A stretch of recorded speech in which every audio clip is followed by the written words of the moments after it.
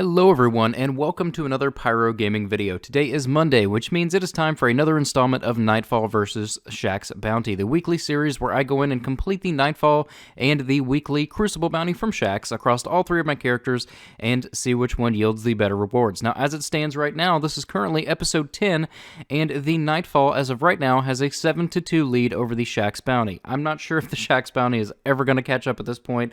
Nightfall is just crushing it. So, before we get into the loot, let's go ahead and talk about how the scoring system works. A 5-point reward is any double-digit chunk of strange coins, or 3 of coins. The reason this is a top-tier reward is because these equal multiple exotics as opposed to just one. Speaking of one exotic, a 4-point reward is any exotic item, be it weapon or armor piece, regardless of light level, regardless of perks. A 3-point reward is any legendary piece of armor or weapon, regardless of light level, regardless of perks. A 2-point reward is any class item, ghost shell, or Eververse Trading Company item, such as a Sparrow toolkit or something of that sort. And a 1-point reward is down there at the bottom. That is a skeleton key from the Nightfall boss only. Don't worry, it's not a game breaker. I've done the Nightfall every week since Rise of Iron came out 3 times, and I've gotten 1 skeleton key.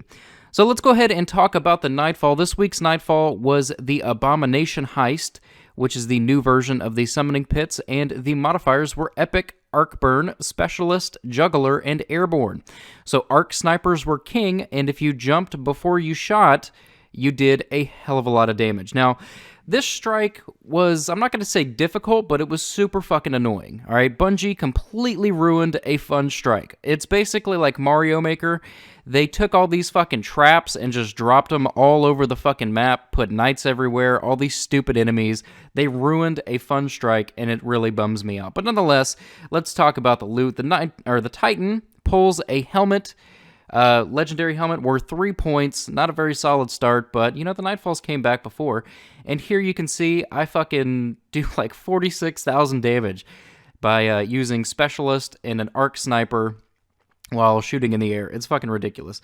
On the Warlock here, we do not pick up a skeleton key yet again. These seem to drop very, very, very rarely, even from the Nightfall.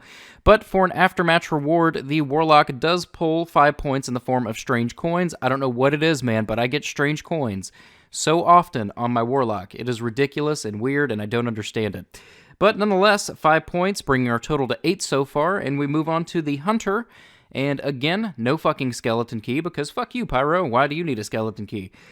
And yeah, so the aftermatch reward for the Hunter is pretty good, though, in the form of 3 of coins, which is worth 5 points, bringing the Nightfall total for the week up to 13 points. That is a solid chunk of points for the Nightfall. Bravo, Nightfall. So already, Shaxx Bounty's not looking too good, alright? It's not looking like Shaxx is going to win it this week either, but, you know, we'll just have to wait and see, I guess. So let's go ahead and talk about the Shaxx Bounty. This week, the game mode was Clash. You had to go into Clash matches and complete 7 games. You also had to get 50 primary kills, 25 assists, and 25 ability kills. Now, out of all of these, the most challenging one for me is always the ability kills, because I don't just spam grenades and try to spam my super.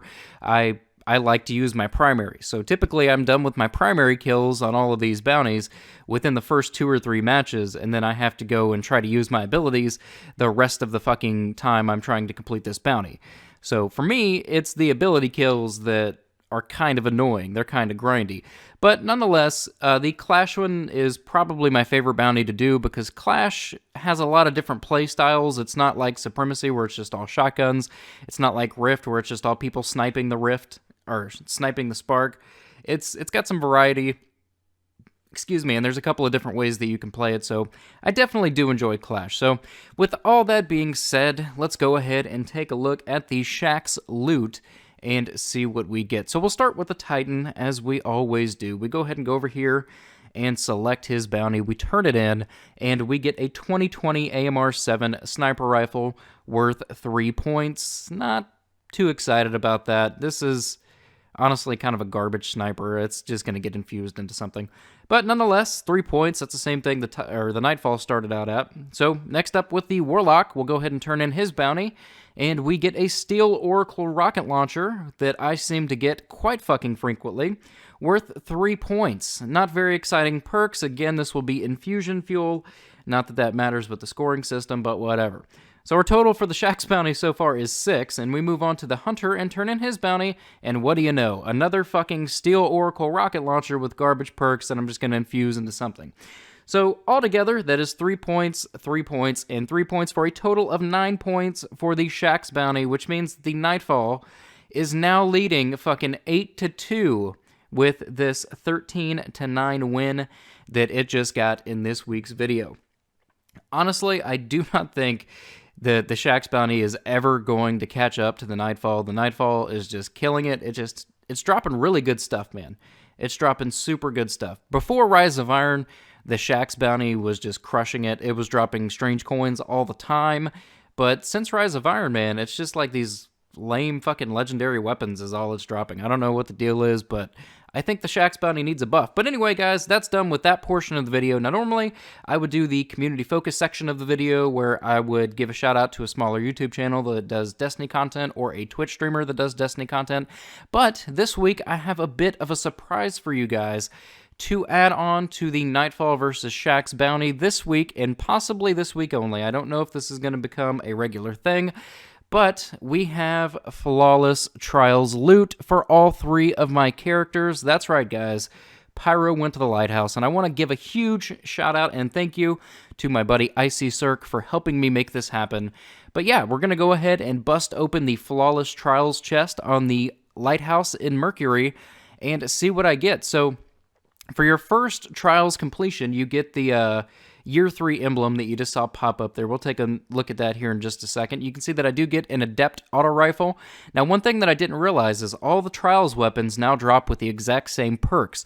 So, for example, that Adept auto rifle that you just saw, the only difference between that and the regular auto rifle, if you were to get it as an aftermatch reward, is that the Adept versions comes with Snapshot as an intrinsic perk. And, of course, the Adept versions are gold and the regular versions are blue. That is literally the only difference. I don't understand why they did it that way. It kind of cheapens the Adept versions of the weapons, if I'm being honest. But next up on the Warlock, you can see that we do get another Flawless ornament. We did not get the emblem because I believe you only get that from your very first chest on your account for going Flawless in Year 3. But I did pull the Burning Eye Adept, which honestly, this is an amazing fucking scout rifle. I was lucky enough to pick up a couple of these, one for each character, and they are so good, man. They are so fucking good. I'm actually going to make a video just doing not necessarily a review, but an overview of that scout rifle, because the Burning Eye honestly might be the best scout rifle in the fucking game. So we're going to go ahead and move on to the Hunter, bust open the Trials chest, and the Burning Eye Adept yet again. Fan-fucking-tastic. That's exactly what I wanted. I wanted the Scout Rifle, and I wanted the Pulse Rifle, and I ended up getting 3 Scout Rifles in total, 2 Adept versions, and 1 normal version from my Gold Tier bounty. But like I said, the normal version versus the Adept version, the only difference is the Adept version has Snapshot as an intrinsic perk. So anyway, guys, that's going to wrap up the loot. I fucking cleaned up this week, man. I had so much fun, you know, with the Trials stuff and all that. And again, huge thanks to my buddy Icy Cirque for getting me to the Lighthouse 3 times this week. If you want to check him out and if you want to use him to get you to the Lighthouse, you can go find him on Twitch. I will link his Twitch down below. You can go check him out, and yeah, maybe he can take you to the Lighthouse too, man. But anyway, guys, I'm going to go ahead and wrap up the commentary portion of this video. But before I do, I want to go ahead and say thank you guys for 35,000 subscribers here on this channel. This channel, although the growth has slowed down a little bit, you know, as opposed to what it was doing during the summer, we're still growing at a very good rate. I'm still averaging about 200 subscribers a day. So to all you that are new to this channel, welcome to the community, man. Pyromaniacs. It's fucking great. But anyway, guys, I am going to go ahead and wrap up this video now. So if you enjoyed it, click like. If you're new to the channel, click subscribe. And if you're already subscribed, I seriously fucking love you guys, man. Thank you so much for watching. And as always, guys, take care.